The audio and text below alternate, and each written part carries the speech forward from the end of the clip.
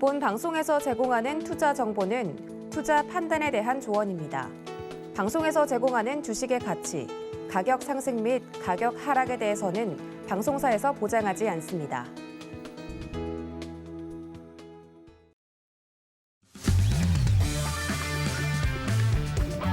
안녕하세요. 해외 시장 소식을 가장 빠르게 만나보는 시간, 해외선물 신세계 리턴즈의 손자입니다.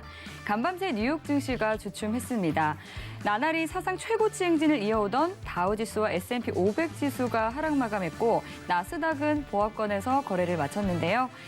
사회 지출 법안 합의 불확실성에 대한 우려로 장 마감을 앞두고 매물이 출회됐습니다. 미 10년 만기 국채 금리는 이날까지 4일 연속 내리면서 1.5% 선까지 밀렸고요. 달러 인덱스는 약세를 보이면서 93.8선을 기록했는데요.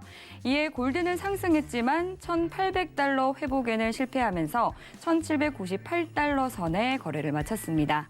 국제유가는 재고 증가 소식에 하락했습니다. WTI는 2% 넘는 낙폭을 보이면서 배럴당 82달러 선에 거래를 마쳤는데요. 금일 독일 프랑크푸르트에서 열린 유럽 중앙은행 ECB의 통화정책 회의에서는 기준금리를 현행 0%로 다시 한 번 더 동결을 했고, 이 완화적인 통화 정책을 계속해서 이어가겠다고 발표했습니다. 유로존의 9월 소비자 물가 인상률이 3.4%를 기록하면서 최근 13년 만에 최고 기록을 썼지만, 코로나19로 인한 경제 충격에 대응하기 위해서 낮췄던 채권 매입 속도를 유지하기로 한 건데요. 이에 따라서 적어도 내년 3월까지는 현재의 수준이 지속될 전망입니다. 네, 그리고 미국의 3분기 GDP도 발표가 됐는데요.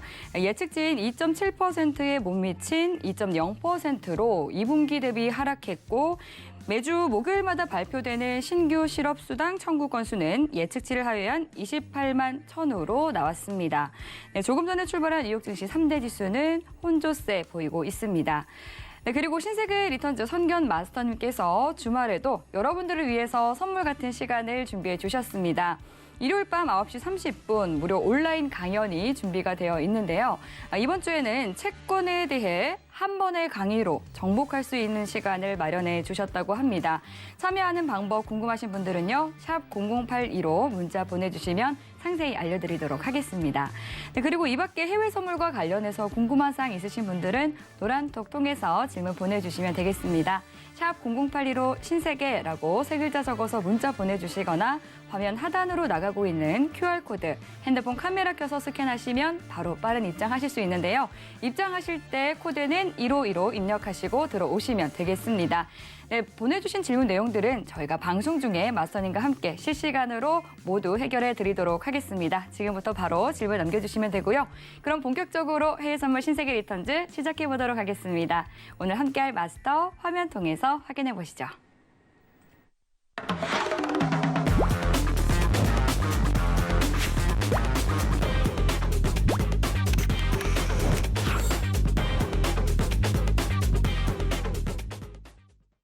네, 오늘도 어제에 이어서 해왕 마스터님과 함께하겠습니다. 반갑습니다. 네, 시청자분들께도 인사 말씀 해주시죠. 네, 시청자분들 안녕하세요. 해왕입니다. 네, 금일 ECB 통화정책 회의에 대한 좀 결과가 나왔는데, 최근 통화정책에 대한 범위는 어느 정도 예상이 가실 거라고 생각을 해요. 금리 동결, 매입 속도에 대한 어떤 이제 조절 유지 이 정도 전략만 나왔는데, 이러한 어떤 의미가 굉장히 내포되어 있는 상황이 무슨 뜻인지 해석이 잘 안 되실 거예요. 그리고 다음 주 기다리고 있는 FOMC에 대한 프리뷰를 오늘 좀 진행을 하도록 하겠습니다. 자, 그리고 증시 관련해서는 이제 주말이 하이라이트죠, 여러분들. 이 부분 관련해서도 간략하게 좀 정리하는 시간 가지도록 하겠습니다. 자, 1시간 동안 잘 부탁드리겠습니다. 이상입니다. 네, 말씀해 주신 것처럼 시장의 예측대로 또 ECB가 좀 완화적 기조를 계속해서 이어갈 것으로 발표가 됐는데요. 시장 관련해서 자세한 이야기들은 오늘도 마스터님과 함께 차근차근 이야기 나눠보도록 하겠습니다. 지금 현재 시각 오후 10시 59분 지나가고 있는데요. 먼저 오늘의 이슈부터 체크해 보시죠. 나스닥은 경기 둔화 우려에 국채 금리가 1.5%대 급락하면서 증시로 자금이 유입되고 있습니다. 골드는 인플레이션 우려 지속과 달러화 약세에 반등하는 모습입니다. 오일은 EU와 이란이 핵 합의 협상 재개에 동의하면서 공급 확대 가능성이 높아졌습니다. 유로 FX는 ECB가 기준금리를 0%로 동결하고 완화적 통화 정책을 유지하면서 약보합세를 보이고 있습니다.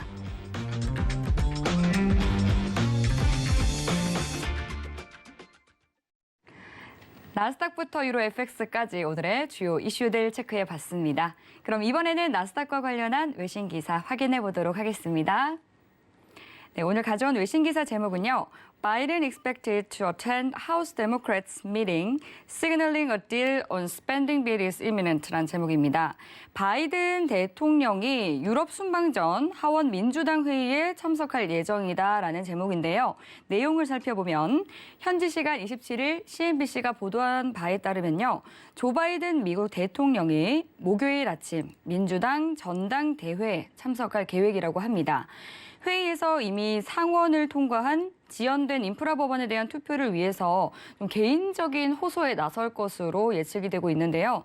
바이든이 민주당 하원 회의에 직접 참석을 한다는 것은 당 지도부가 협상을 타결했다는 좀 좋은 신호로 읽히고 있다고 합니다. 바이든 대통령은 유럽에서 일주일간의 정상회담을 위해서 목요일 출발할 예정인데요. 이에 앞서서 목요일 아침에 이렇게 민주당 회의에 참석을 하고 출발을 할 예정이라고 합니다. NBC 뉴스에 따르면 연방 유급가족과 의료 휴가 시스템에 대한 사항이 수요일 오후 법안에서 삭제된 것으로 밝혀졌습니다. 유급가족 및 병가는 바이든이 2020년 대선 캠페인에서 근로가족의 재정적 부담을 완화하기 위해서 했던 약속의 핵심적인 부분이었는데요. 하지만 이 조 맨신 의원은 그것을 불필요한 정부 혜택이다라는 의견을 계속해서 어필을 했습니다. 젠 사키 백악관 대변인은 수요일 바이든 대통령이 억만장자 세금을 지지한다라고 말했는데요. 하지만 또 조 맨신 의원은 이에 대해서 부자들에게 더 많은 세금을 부과한다는 것에는 찬성을 하지만 억만장자 세금에 대해서는 좀 매우 난해하다라고 부정적인 반응을 보이기도 했습니다. 또한 메디케어와 같이 매우 까다로운 문제 중 상당수는 여전히 협상 중이기 때문에 해결이 될 때까지는 아직까지 이 초안을 작성할 수는 없는 상황입니다. 라는 내용의 기사였습니다. 유럽 출국을 앞두고도 이 아침부터 의회를 찾을 만큼 굉장히 좀 합의를 위해서 바이든 대통령이 열심히 좀 나서고 있는 이런 간절함이 느껴지는 것 같은데요. 마감 기한이 코앞으로 다가온 만큼 좀 조기 합의에 이를 수 있을지 지켜봐야 될 것 같습니다. 네, 추후에 보다 더 자세한 내용은 마스터님과 함께 이야기 나눠보도록 하고요. 먼저 현재 나스닥 시세 보고 오겠습니다. 현재 나스닥은 0.52% 상승한 15,666포인트 지나고 있습니다. 현재 나스닥 구간에서는 어떤 대응 전략 가져가야 할지 팻말 통해서 확인해 보겠습니다. 준비해 주시고요. 들어보겠습니다. 하나, 둘, 셋. 오늘은 관망이네요. 네, 오늘 관망입니다. 네, 이유가 무엇일까요? 네, 차트 보면서 좀 설명드리도록 할게요. 네. 뭐 방향성이 없다고 좀 표현을 하는 게 맞겠죠. 방향성이 없다. 쉽게 얘기하면은 지금 증시가 이제 주말 이후에 난리가 날 거예요. 주말 이후에 이제 다음 주 월요일이죠. 네. 무섭네요. 무섭죠. 네. 지금 바이든이 왜 호소를 하겠어요? 그러니까요. 왜 지금 호소를 하겠어요? 유럽 가기 앞서서 지금 비행기도 못 타고. 미국 대통령이 호소를 하고 있어요. 네. 여러분들 이게 증시를 엄청나게 가를 거예요. 근데 되겠지라는 생각보다는 일단은 저는 개인적으로 안 될 가능성이 굉장히 높은 게 사실이거든요. 네. 원래 그래 왔으니까. 지금 증시 차트 보면은 이번 주 어떻게 보면은 차트에 대한 포지션이 계속적으로 이제 고점 위에서 맴돌죠. 그죠? 최근 물가 때문에 상승 랠리에 대한 기류를 다시 타긴 했는데 잠시만요. 네. 이 상승에 대한 기류를 타긴 했는데 문제는 이제 여기서 인프라 법안에 대한 어떤 결과치에 따라 극명하게 이제 방향성이 나뉜다는 거예요. 합의를 이룬다라고 들어갔을 때는 증시가 그냥 상승을 타버리겠죠. 지지받고. 근데 만약에 여기서 한 번 더 연기 들어간다. 다시 14,000까지 하락할 수 있는 요인이 나오는 거예요. 네. 다시 14,000까지. 코스피도 2,900이 이탈이 나오겠죠. 예. 그래서 이게 지금 위험한 시장, 불안성이 굉장히 높은 시장이다라고서 평가를 하는 거예요. 현재 시장이. 뭐 인프라 법안 관련해 갖고는 굉장히 좀 간단하게 얘기 드리자면은 사실 이제 좀 재정 정책에 대한 측면이 있겠지만 국채 금리와 좀 연동성을 지을 수 있겠죠. 시장에 대한 어떤 디폴트 위기가 껴있는 만큼 이번에도 어떻게 보면은 합의를 못 이루시 디폴트 위험이 가중되는 만큼 시장에서 미국이 가진 이제 채권에 대한 전략을 던지는 전략이 나옵니다. 당분간. 그럼 그때 증시가 한 번 더 급물살로 내려오는 상황이 연계가 되는 거예요. 정치적인 리스크라고 좀 판단해도 괜찮고 이제 재정 정책에 대한 리스크가 두 개 합쳐진 상황이기 때문에 어느 누구도 이게 될 거다 안 될 거다 하는 사람이 없잖아요. 사실 안 그래요? 여러분들도 이제 언론에 대한 내용을 보지만은 어느 누구도 이게 될 거야 안 될 거야 이거 가능성이 높습니다 가능성이 낮습니다 라고서 평가하는 사람이 없죠. 왜 그럴까요? 진짜 이거는 모르는 거거든요. 어떻게 될지 상황이 누구도 쉽게 예측할 수 없는 거니까. 다만 제가 이 신세계를 통해서 얘기를 하고 싶은 부분은 뭐냐면은 지금 증시에 대한 포커스는 인프라 합의 법안에 완전히 갈린다는 거예요. 월요일날 난리 날 겁니다. 차트가. 코스피 차트도 난리 나겠고.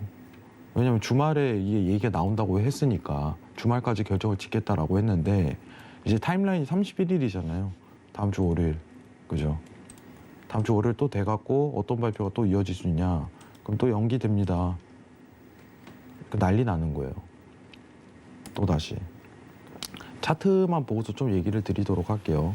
지금 사실 이 구간 매물대에서 오늘도 여기서 놀 가능성이 굉장히 높아요. 이 구간에서. 이제 상하방에 대한 어떤 확실한 변동성을 가리키기보다는 지금 60분 봉입니다.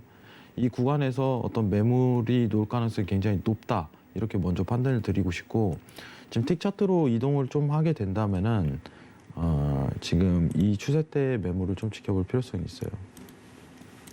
자, 간단하게 이제 상하방에 대한 움직임 기준으로 봤을 때 15,650포인트 이탈 나오면은 그때부터 매도로 보셔도 되고 지금 상황은 아직 매수 유지 모멘텀이에요. 매수 유지 모멘텀. 근데 이 구간에서 너무 흔들 거기 때문에 저는 오늘 개인적으로 트레이딩에 대한 좀 기준점을 안 잡았으면 좋겠습니다. 트레이딩에 대한 기준점을. 오늘도 그러고 내일도 그럴 거예요. 좀 기다릴 거예요, 아마 시장을. 자, 지금 증시가 사실 이제 차트에 대한 표현을 좀 하자면은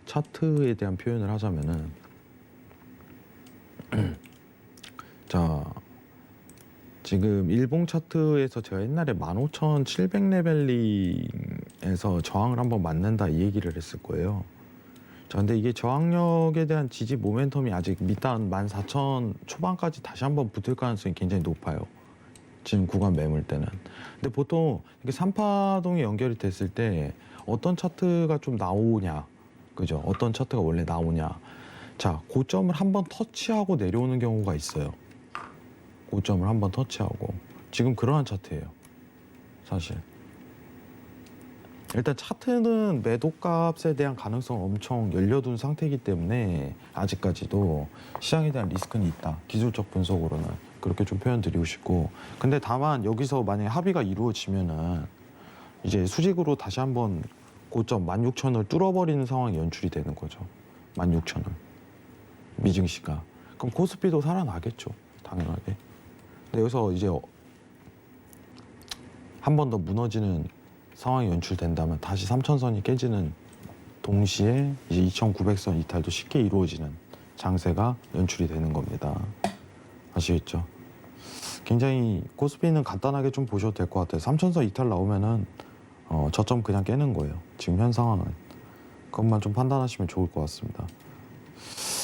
자, 그러면은 지금 실시간으로 물가와 이제 미국채에 대한 차트를 조금 한번 확인을 해볼 건데 시청자분들 조금 이제 왜냐면 이거 미국 지표잖아요. 네. 사실 우리 한국 지표 같은 경우는 뭐 한국에 있는 공신력 있는 사이트에서 한번 확인할 수 있겠지만은 미국 같은 경우는 좀 찾기가 여러분들 힘드실 거예요.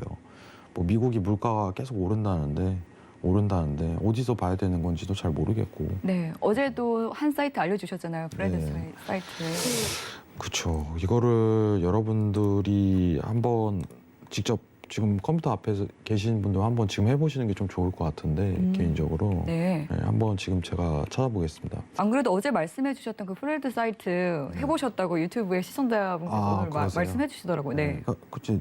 보면은 좀 재밌어요, 여러분들. 다 나와요. 네. 웬만하면 지표 실시간으로 나올 수 있는 건 다 나오기 때문에 네. 한번 보시는 게 굉장히 좋고 지금 이 사이트입니다. 예. 검색어에 FRED라고 쳐보세요. 그럼 첫 번째 이코노믹 데이터라고 나오는데 자 여기 보시면은 맨 처음에 이제 물가가 어디 있냐면은 인기 검색어에 있어요. 여기 보이시죠? 밑에 내리다 보면은 파퓰러 시리즈라고 인기 검색어죠. 예. 파퓰러 시리즈. 이거를 클릭을 하면은 자 여기 보시면은 이게 물가예요, 여러분들. 10년물 기대 인플레이션입니다. 언제 최근에 업데이트 됐어요? 좀 확대해서 보도록 할게요. 예. 17시 이전에 우리 물가 하잖아요. 이거 얘기하는 거예요, 이거 여러분들. 간단하게 볼 수 있죠. 자 클릭 한번 해보겠습니다. 그러면은 물가는 실시간 차트가 아니죠. 실시간 차트가. 자 지금 물가 보시면은 난리 났죠. 예, 수직 상승하고 있습니다, 여러분들.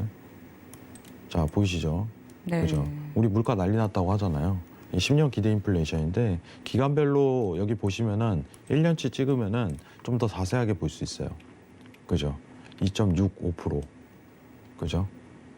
2.65%입니다. 전일자 기준으로. 자, 근데 여기서 우리가 이제 실질 금리도 좀 추가하면은 굉장히 보기 편할 거 아니에요. 이제 금리랑 채권, 미국 채권 금리랑 실질 금리랑 다 한 번에 보는. 그러면은 여기 이게 그래프잖아요, 지금. 지금 여기는 10년 기대 인플레이션만 있죠. 물가만. 자, 여기 보시면은 빨간 선에 에디트 그래프, 그래프 편집이 있습니다.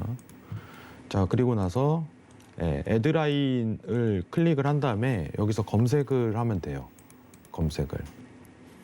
그러면은 여기 이제 숫자 10을 쓰면요. 이 10 관련해 갖고 다 나오거든요. 10년물. 근데 좀 이렇게 찾으면 10년 관련해 갖고 다 나오기 때문에 쉽게 볼 수 있는 게 매추얼리티, 수익률 이렇게 좀 치면 좋아요. MATURITY. 그러면은 매추얼리티 관련해 갖고 찾다가 보면은 콘스턴트 매추얼리티라고 채권 수익률이라고 떠요. 여러분들 보이시죠? 지금 2단계 여기. 그럼 이걸 클릭을 해보세요. 그리고 Add Data 클릭을 하면은 자 꺼보겠습니다. 네, 뿅 이렇게 나오네요. 자 보이시죠, 여러분들? 빨간 선이 추가가 됐죠. 이게 10년물 국채 금리예요. 그럼 물가하고 국채 금리하고 비교할 수 있겠네요. 이제는. 근데 이제 실질 금리를 한번 해봅시다. 하나 더 추가해 볼게요. 실질 금리. 실질 금리. 우리 맨날 실질 금리 얘기하잖아요. 그죠? 여기다가 다시 애드라인을 해갖고 다시 한번 매추얼리 수익률을 검색해 보세요. 그러면은 자 여기 보시면은 10년물 국채 금리 매추얼리티가 뜨는데 인플레이션 인덱스드라고 또 추가된 게 있어요. 이게 실질 금리예요. 지금 보시는 이 지금 보이시죠? 별 차이 없어요. 뒤에 이제 여기 바로 위에 있는 게 10년물 국채 금리고 바로 밑에 있는 인플레이션 인덱스드라고 있는 게 이게 10년 실질 금리예요. 실질 금리를 클릭해 보겠습니다. 그리고 애드라인을 해볼게요. 자, 제가 보는 어떤 이런 그 맨날 여러분들한테 설명드렸던 차트가 완성이 됐네요. 그죠?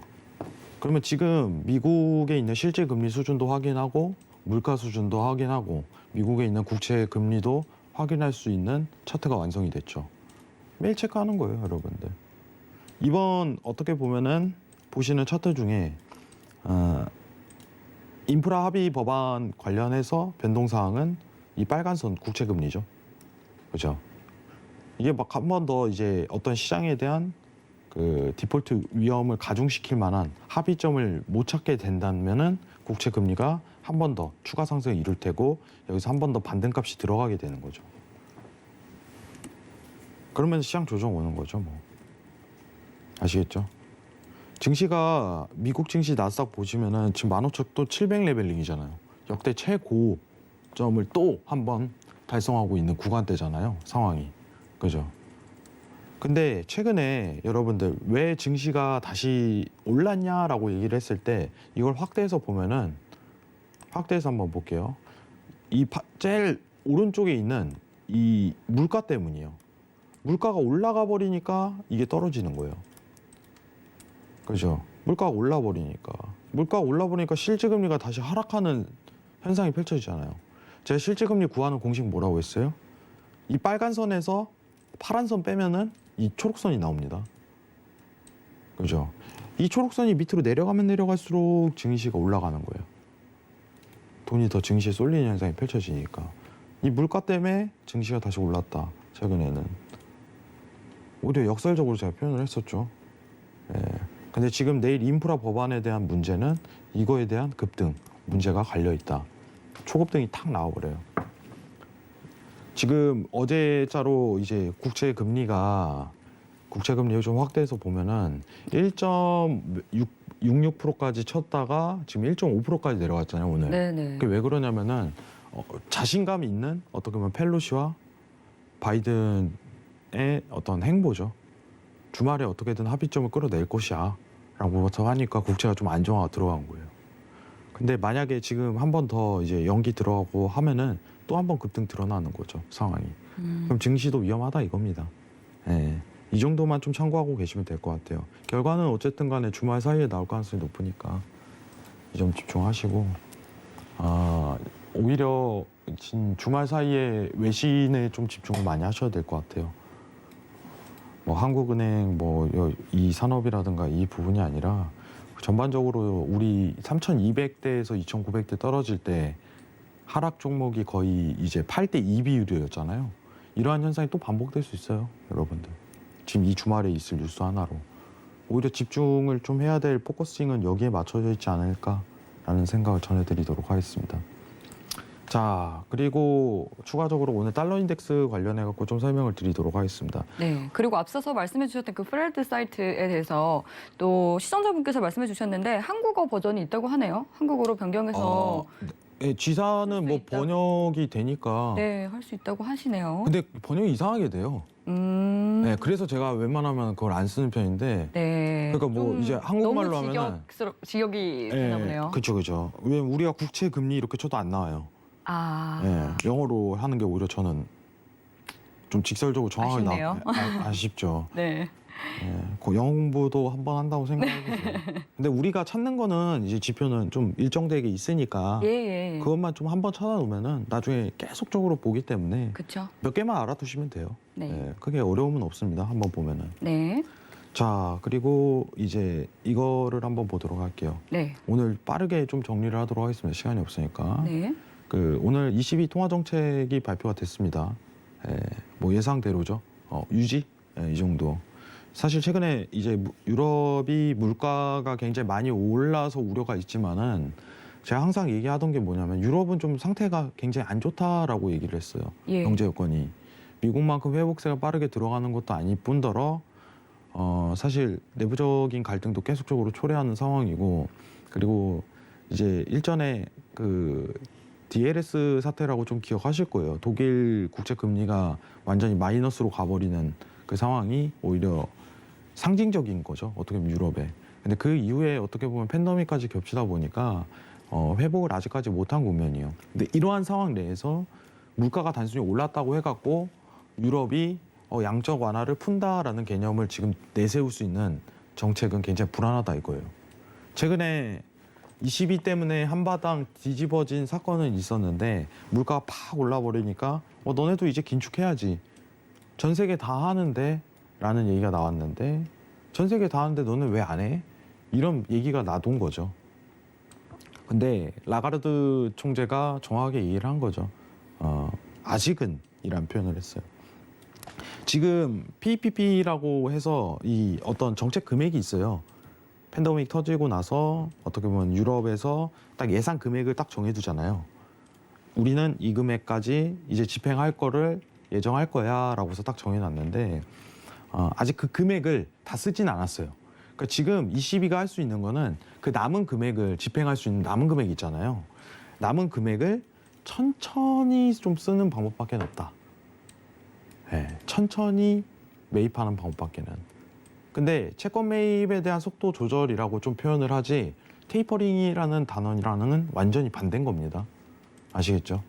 이 집행할 수 있는 금액을 좀 천천히 할 뿐이지 이거는 테이퍼링은 뭐예요? 채권 매입을 점점 줄여나가고 0으로 맞추는 거잖아요. 나중에는 이제 안 사버리는 상황까지 연출하는 거 재정정책이고 통화정책이고 이 매입 속도 조절은 다른 거예요. 이 금액을 일단 다 쓸 때까지 좀 천천히 사겠다. 이 개념인 거죠. 그게 무슨 뜻이냐? 나 양쪽 완화 계속 할 거야. 계속 할 거야. 이 뜻입니다. 그렇기 때문에 ECB는 아직은이라는 말이 표현이 돼요. 아직은. 자, 그리고 유럽 봤어요. 그러면은 이제 페드 한번 봐야겠죠. 페드. 자, 잠깐 화면 좀 내리도록 하겠습니다. 네. 잠시만요. ECB는 계속해서 완화적인 정책을 유지해도 괜찮은 건가요?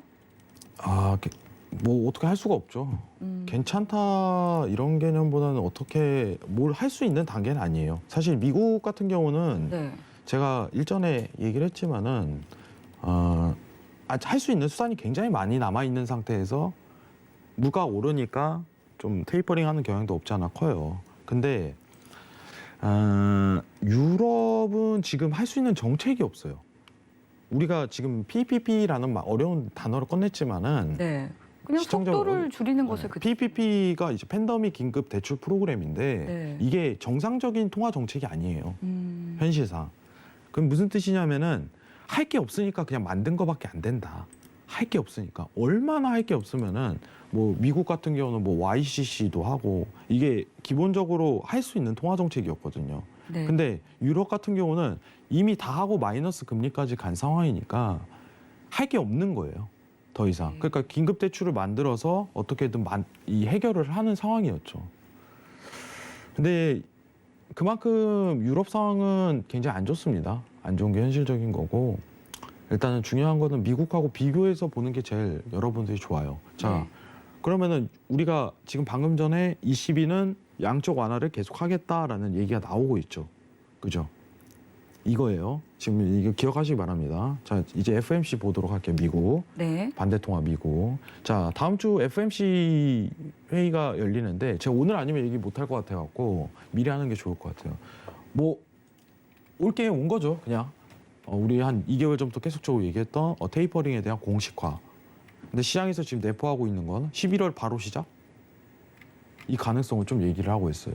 11월 바로 시작. 바로 할 수 있다. 그죠? 자, 일단은 11월 FMC 테이퍼링 구체적인 플랜 발표 전망. 다음 주에 나올 가능성이 굉장히 높고, 이제 테이퍼링에 대한 시작을 웬만한 이제 FMC 의원들도 다 이제 지지를 하는 상황이죠. 굉장히 매파적이에요. 물가가 하도 오르다 보니까 빨리 하자 좀 이런 식으로 얘기가 나오고 있고, 중요한 거는 없을 것 같아요, 사실. 이제 시장을 계속적으로 페드를 지켜보는 이제 시청자분들이었다면은 사실 기대값이 없을 거예요. 기대값이. 그리고 시장도 그렇게 어떻게 보면은 어떤 한 방향성을 추구할 만한 그 상황이 연출이 안 될 거예요. 왜냐? 이미 시장에 다 반영된 가격이기 때문에. 오히려 그러면은 이 발표가 반대급부적인 현상을 좀 일으킬 가능성이 굉장히 높다는 거죠. 반대급부적인. 제가 전일 이제 유로에 대한 어떤 매도는 이제 스탑하자라고 얘기를 했던 거는 이제는 이제 페드에서 공식화가 된다면은 반대급부적인 달러의 움직임이 보일 가능성이 굉장히 높기 때문에 다음 한번 유로를 잡을 수 있는 거는 유로에서 테이퍼링에 대한 언지를 줬을 때 그때 가능성이 제일 높겠다라고 해서 얘기를 드렸어요. 자, 그러면은 다음 주 페드에 대한 어떤 일정은 어떤 공식화 발언과 더불어서 어떻게 좀 집행을 할 건지, 어떻게 할 건지, 몇 월에 좀 끝낼 건지 이런 발언이 나오겠죠. 시장에서 나오는 얘기는 내년 중순까지, 6월 내지 7월까지 이렇게 끝낼 가능성이 굉장히 높다라고 해서 이게 나오는데, 생각보다 원래 12월이나 내년 상반기를 원래 당초 예상을 했는데 최근 빠른 물가 상승 압력 때문에 좀 이르게 한 달 정도 좀 당겨진 경향이 굉장히 있다. 그러면 그만큼 달러에 대한 상승도 한 달로 전후로 압축이 되는 거죠. 이 정도만 좀 참고하시면 좋을 것 같아요, 여러분들. 자, 그러면은 제가 이제 페드 관련해서는 너무 많은 얘기를 했기 때문에 이제 달러 인덱스에 대한 어떤 두 통화 정책을 좀 마무리로 비교 분석을 하는 게 굉장히 좋을 것 같은데, 네. 자, 화면 좀 잠깐 내릴게요. 자, 우리가 이제 어떻게 보면은 달러 인덱스에 대한 예상 경로를 좀 한번 판단을 해야 되잖아요. 네. 예, 앞으로 시나리오라는 게 좀 측정이 돼요. 근데 통화 정책은 어떻게 보면 좀 예상된 결과이기 때문에 충분히 예측이 가능하다고 저는 판단을 합니다. 자, 지금 달러 인덱스가 시장에서 반영을 일으켰던 거는 이제 테이퍼링이 점차 공식화하는 7월부터라고 좀 판단을 하고 있죠. 그래서 상승에 대한 뷰를 최근에 좀 강조했던 이유는 테이퍼링에 대한 효과가 지금 시장에 앞으로 좀 반영이 시작 전까지 반영될 가능성이 높기 때문에라고 해서 판단을 했었어요. 자, 오늘 22에서 아무 말이 안 나왔지만은 이미 시장은 이제 달러에 대한 어떤 기대감이 다 반영되고 마무리가 좀 지어지는 분위기가 좀 모색이 되고 있죠. 오늘 달러가 쭉 떨어진 게 보니까. 왜냐하면 유로에서 어떠한 제스처를 취하지도 않았는데 달러가 뭐하러 떨어져요. 다음 주 공식화 발언에 대한 어떤 시장에 대한 대기겠죠. 그죠? 자, 그러면 테이퍼링에 대한 시장 반영은 다 끝났다고 보고 있습니다. 현재 여러분들. 자, 앞으로 어떻게 되냐면은 이 구간 내에서 박스로 그냥 가는 거예요. 왜냐? 원래 두 통화 정책이 이제 스탑이 돼 버렸잖아요. 하는 것도 없고. 그죠? 지금은 오히려 반대급부적인 사인이 좀 떨어지는 시즌이고. 그죠? 그러면은 어떤 상황이 연출이 되냐면은 기다렸다가 오히려 여러분들이 찬스를 딱 다시 한 번 더 잡아야 되는 건 유로가 가만히 있겠어요? 유로존이? 내년 3월에 PPP가 종료를 하게 된다면 얘네도 테이퍼링을 개시할 가능성이 높아요. 전 세계적으로 다 하고 있으니까. 영국도 지금 뭐 이제 긴축 정책 관련해 갖고 추구 전략을 빡세게 나가고 있잖아요. 타이트하게. 유로존 할 때 달러가 다시 이제 재하방 압력을 들어갈 가능성이 높다. 이때 노리시는 게 제일 좋아요. 달러 인덱스에 대한 관련 상품은. 그럼 이때 칠 수 있는 종목이 뭐가 있냐? 골드 내지 유로화. 그죠? 이렇게 좀 정해져 있겠죠. 이런 종목들 하는 거예요. 이런 종목들. 아시겠죠? 그럼 시장에 대한 시나리오가 두 통화 정책에 비교를 해본다면은 시장이 테이퍼링에 대한 시장을 반영할 때, 시즌을 반영할 때 원의 이제 상승에 대한 뷰를 굉장히 맞닥뜨려요. 그죠? 그때 한번 볼 수 있고, 이제 반대 통화의 유로에 대한 포커싱을 좀 맞추는 게 기다렸다. 예, 나중에 유로화를 한 번 더 볼 수 있는 기회가 연출될 거라고 생각을 합니다. 그때 한 번 더 시장을 보시는 게 좋을 것 같아요. 예. 그리고 이 정도만 좀 참고하시면 좋을 것 같고, 오늘 톡방 들어오시면은 제가 아까 이 지표 보는 법 관련해 갖고 좀 설명드리고, 추가적으로 페드 테이퍼링을 개시를 했을 때 물가에 대한 하방 압력이 좀 개시된다는 과거 전례랑 좀 국채에 대한 변동성이 어떻게 움직였는지 그 부분도 자료를 좀 보내드리도록 할게요. 오늘 좀 질문이 많을 것 같아요. 굉장히 걱정되는데 제가 아는 한도 내에서 모든 거 좀 답변 드리는 시간 가져보도록 하겠습니다. 자, 이상입니다. 네, 정말 줄줄이 예정된 큼직한 일정들이 지금 많이 남아있는 것 같습니다. 일단은 22회의는 이제 끝이 났고요. 좀 이번 주말 인프라 예산과 또 사회복지 지출에 대해서 어떻게 합의가 이루어질지 아니면 합의가 무산이 될지, 그리고 다음 주에 있을 FOMC 회의까지 좀 시장의 시나리오를 미리 예측해서 마스터님께서 좀 말씀을 해주셨는데요. 특히 이제 사회 지출안의 경우는 좀 바이든 대통령이 원래 목요일 오전에 유럽으로 떠날 떠날 예정이었는데 정오를 넘겨서 백악관으로 떠나는 일정으로 변경을 할 만큼 굉장히 신경을 쓰고 있는 모습입니다. 의회를 설득하기 위해서 총력을 기울이고 있는데 주말 사이 결과가 나오기 때문에 우리는 좀 대응하기가 쉽지 않은 부분이 있죠. 계속해서 이 주말에도 말씀께서 말씀해 주신 것처럼 외신 기사들 잘 체크하시면서 속보들 체크해 보시면 좋을 것 같고요. 아니면 노란톡을 들어오셔서 함께 이런 속보 기사들 나눠보시면 또 좋을 것 같습니다. 네, 샵 0081호 신세계라고 세 글자 적어서 보내주시거나 또 화면 하단으로 나가고 있는 QR코드 스캔하시면 바로 빠른 입장하실 수 있으니까요. 들어오셔서 이야기 나눠보시면 좋을 것 같습니다.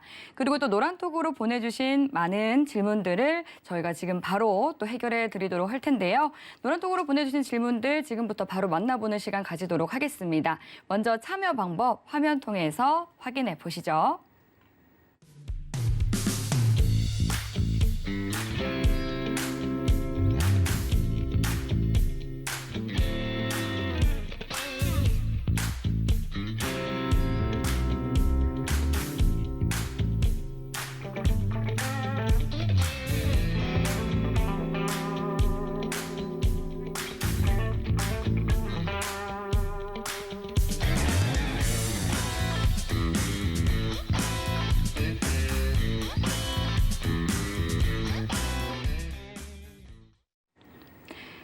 네, 지금 예정된 일정들이 많기 때문에 마스터님께서도 말씀해 주신 것처럼 또 고민들 많으실 것 같습니다. 질문들 바로 빠르게 만나보도록 할게요. 첫 번째 질문입니다. 인생한방님께서 보내주셨고요.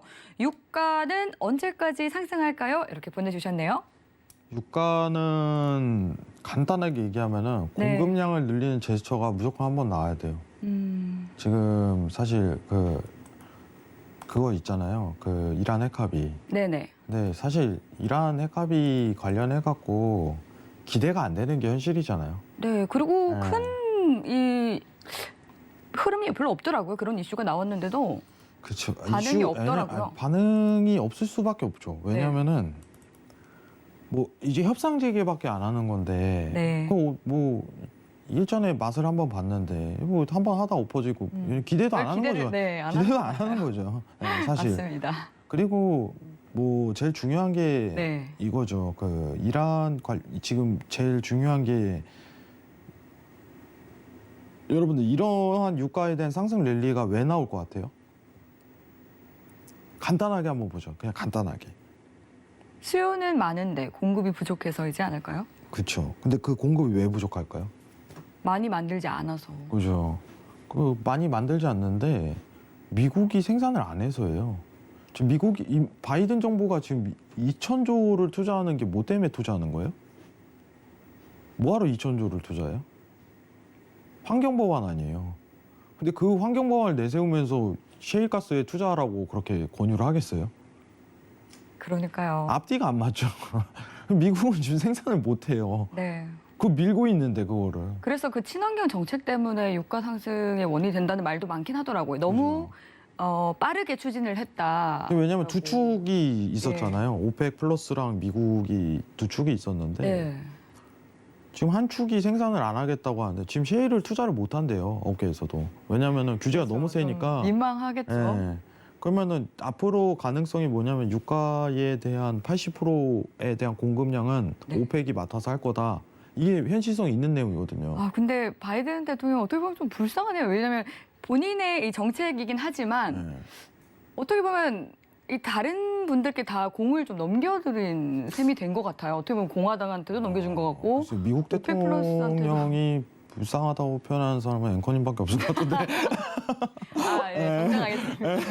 제가 네, 불쌍하지 맞습니다. 않고요. 어떻게 보면은 지금 환경 규제에 대한 내용이기 때문에 뭐 사실 유가에 대한 생산량이 어떻게 될 수가 없어요. 지금 사실 이제 오펙 입장이 좀 제일 중요한 거잖아요. 뭐 미국이 갑작스레 급변해 갖고 지금 어떻게 뭘 하겠다 이런 내용이 나올 가능성은 전 적다고 봐요. 네. 미국이 어떤 제스처를 취할 가능성이. 근데 다음 주에 이제 오펙 회담이 있잖아요. 그렇죠. 11월 4일에. 그죠. 오펙 회담이 있어요. 근데 최근에 이제 한 달 전에 10월 초죠. 10월 초 아무런 행동도 안 했죠. 네. 어떤 제스처도 안 하고. 그래가지고 유지했죠. 예, 유지를 했기 때문에 뭐 지금 상황에서 사실 시장에 대한 기대감이 없죠. 공급량이 늘어날 거라는. 그러면은 추가적인 상승도 가능한 거죠. 지금 우리나라도 좀 유류세 인하를 하더라고요. 네. 너무 부담이 되니까. 대대적으로 나선다고 하더라고요. 10% 인하했는데 뭐 저희는 어떻게 보면 우리나라는 이제 세금이 굉장히 많이 할당돼 있어가지고 이제 세금에 대한 부분은 해지가 가능해요. 너무 크게 걱정하지 마시고.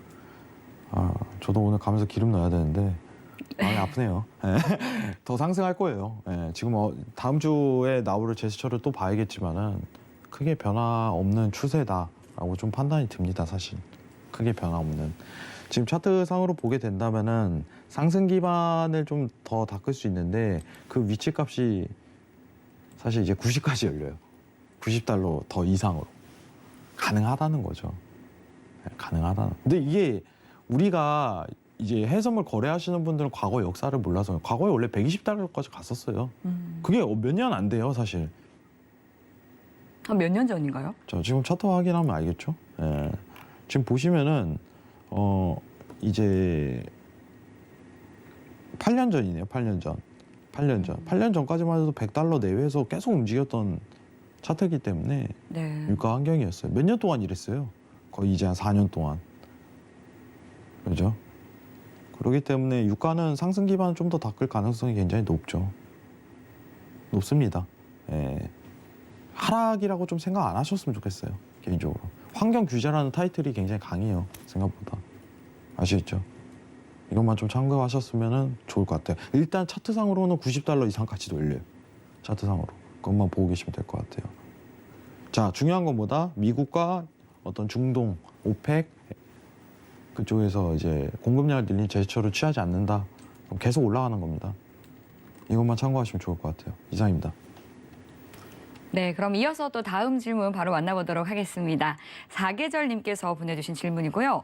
FOMC를 시작하는 다음 주 우리나라 시장의 전망을 좀 어떻게 보시는지 질문을 보내주셨습니다. 사실 미증시에 비해서 우리나라 시장이 반등을 보여준 것도 없고 또 방향성도 크게 보여주지 않아서 많이 투자자분들께서 좀 답답해서 국내 증시를 많이 궁금해하시는 것 같더라고요. 노란톡 보니까. 사실 국내 증시에 대해서 저는 좀 비관적으로 보고 있어요. 앞으로의 방향에 대해서요. 네. 이게 좋지 않으면 좋지 않다고 좀 평가를 하는 게 맞는데 네. 사실 이제 코스피 차트를 한번 보면서 좀 설명을 드리는 게 좋을 것 같은데 잠시만요. 네. 그 앞서서도 우리나라 시장이 이렇게 지지부진한 이유는 먼저 금리 인상에 들어갔기 때문이다 이렇게 또 설명을 해주시긴 했잖아요. 원래 긴축이 좀 들어가면은 네. 증시가 힘이 이제 수급이 굉장히 딸리는 경향이 있어요. 네. 왜냐하면 투자할 공간이 많아지잖아요. 주식 말고도 음. 위험자산 말고도 채권이라든가 어떤 투자할 공간이 굉장히 이 자금이 분산이 되는 거죠. 상황이 그런 현상이 펼쳐지는데 한국은행이 좀 선제적으로 금리 인상을 돌입을 했잖아요. 네. 그거에 대한 효과도 굉장히 맞물린다고 평가를 하는데 문제는 지금 다음 주 패드에 좀 포커싱을 맞출 건 아니라고 봐요. 패드에 대한 증시 변동 요인은 저는 극히 드물다고 봅니다. 이미 선반영되어 있다고 그렇죠. 말씀해 선반영 주셨죠. 다 되었고 오히려 이제 바이든 인프라 합의 법안에 대한 영향이 어마무시할 거예요. 어마무시할 거예요. 지금 오늘 아까 앵커님이 또 얘기했다시피 원래 이탈리아 가다가 유턴했잖아요. 지금. 아니 타지도 않았어요. 그러니까 이제 유턴한 거죠. 뭐 네, 사실. 그렇죠. 가다가 이게 아닌 것 같은데 이랬겠죠. 네, 지금 다른 나라 만날 이탈리아에 때가 딱 가다가 지금 이게 중요한 게 아닌데 이러다가 다시 온 건데 그렇죠. 그만큼 증시에 좀 후폭풍이 엄청난 거예요. 네, 그리고 이제 그 소식을 가지고 그 G20이나 여러 국가들을 만나러 갈 계획이었다고 하더라고요. 만약에 이제 이게 한 차례 더 딜레이가 된다면은 네. 미증시가 시나리오가 굉장히 안 좋아지. 2주간은 더 이제 악조건일 거예요. 2주간은 하락 시나리오로 좀 갈 가능성이 높아요. 2주 동안. 그 다음에 드러날 가능성은 뭐냐면은 네. 코스피 시장도 굉장히 더 떨어지는 상황이 연출이 되는 거죠. 지금 사실 코스피가 차트상으로 본다면 떨어지다 말았거든요. 네. 떨어지다가. 그래서 제가 안정권이 아니라는 표현을 굉장히 해요. 어디서는 뭐 이제 다시 올라갑니다, 살아납니다 이렇게 하지만은 네. 미국에 대한 상황을 본다면은 불안정 리스크 아직 해소된 게 아니잖아요, 전혀. 그렇죠. 근데 도대체 왜 어떻게 어디 부분에서 상승한다는 거지? 라서 근거를 내비춘다면은 굉장히 어렵거든요. 네. 게다가 이승 이제- 씨 날아갈 때는 뭐 잠잠하다가 악재는 굉장히 민감하게 반응하더라고요. 근데 긴축을 더 빠르게 진행하는 경향이 없지 않아 있어서 그런 거예요. 우리나라는. 네. 한국은행은. 그래서 저는 아직까지는 이제 그리고 이게 이후에 온다고 하더라도 제가 여러분들한테 설명드렸던 내용은 뭐였냐면은 사실 주식 재밌잖아요, 여러분들. 이때 이 시즌에 굉장히 재밌거든요. 사면 올라. 팍 이렇게 사면은 이게 쉽게 얘기하면은 진짜 좀 가볍게 얘기하는 걸 수 있겠지만은 종목 다 놓고 다 뜯어져서 딱 찍어도 올라요. 유동성이 첨가되는 시장은 어쩔 수가 없어요. 네. 이때 주식 시작하신 분들 그죠. 많은. 근데 이제 여러분들 이제 저점을 찍잖아요. 만약에 이제 미국도 언젠가는 합의 볼 거 아니에요. 언젠가는 인프라 합의 보겠죠, 당연히. 디폴트 가겠어요? 그러면 저점을 한 번은 만들겠죠. 그럼 여러분들 이때 뭔지 알아요? 이때 주식에 대한 진짜 싸움이 시작됩니다. 실력 싸움이. 제가 장담해요. 이때 종목 선정이 진짜 실력 싸움이에요. 저는요, 여태 이 시즌 때 종목 싸움에 대한 부분은 뭐 시장에 대한 어떤 가치라든가 이제 이런 부분이 더 상승 밸류를 일으킬 수 있다고 보지만은 이제 진짜 싸움은 내년부터 들어가요. 종목 선정에 있어서. 유동성 시장에서는 이제 종목 싸움은 그렇게 크게 기대값을 거는 게 아니에요, 여러분. 이제는 내년도부터 정말 주식에 대한 찐 싸움이 들어가요. 수익을 내는 부분에 대해서. 근데 지금은 아직 불안정이 크다 보니까 제가 좀 쉬었다 하셔라. 언제라고 얘기했어요? 11월 중순 이후에 하셔라.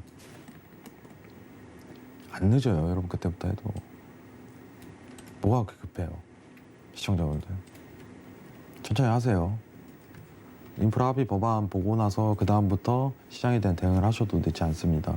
그 정도만 참고하시면 좋고, 주말에 바이든 관련해서 이제 합의 아니면 연기, 이게 종목에 대한 상하방을 가릅니다.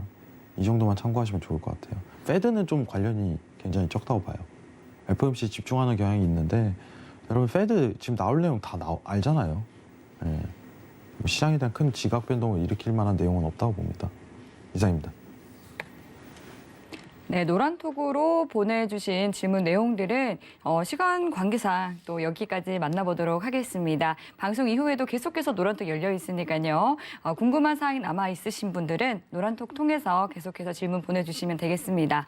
네, 그리고 마치기 전에 또 마스터님께서 한 말씀 좀 덧붙여 주시면 좋을 것 같거든요. 어마무시한 이 주말을 앞두고 있는데 네. 좀 시청자분들께 한 말씀 해주시죠. 저도 블룸버그 알림 켜놓고 네. 뭐 주말을 보내겠지만은 시장에 대한 참여가 할 때가 있고 안 할 때가 있어요. 항상 돈 버는 상황은 연출되지 않고 그런 역사는 없습니다. 여러분들이 왜 지금 어떠한 시장 속에 속해 있는지 확인하시고 시장 참여하셔도 저는 늦지 않을 거라고 생각을 하는데 시청자분들이 어떻게 보면은 리스크 있는 환경 내에서 투자 활동을 하는 거는 저는 원치 않아요, 여러분들. 기다리다가 하셔도 어떻게 보면은 굉장히 좋은 활동을 펼칠 수 있다고 보고 있고, 지금 신세계 담당하시는 뭐 앵커님 그리고 여기 모든 제작진들 한 번에 제작진을 하겠습니다. 제작진들 모두 열심히 준비하고 정보 전달을 위해서 힘쓰고 있어요.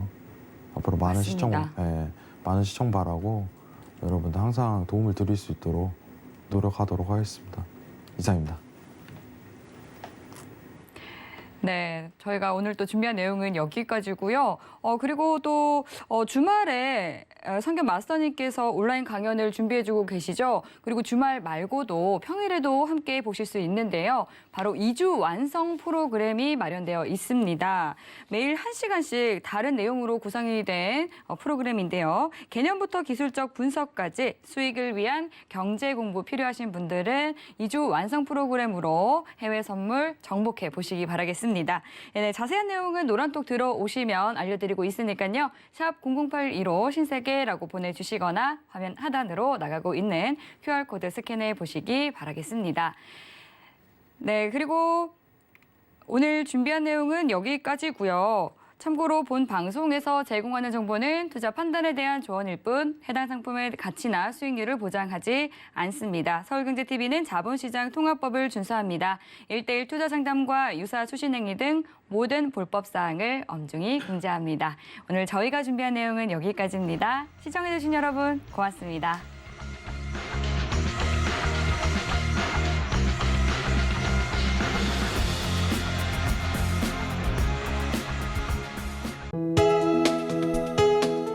본 방송에서 제공하는 투자 정보는 투자 판단에 대한 조언입니다. 방송에서 제공하는 주식의 가치, 가격 상승 및 가격 하락에 대해서는 방송사에서 보장하지 않습니다.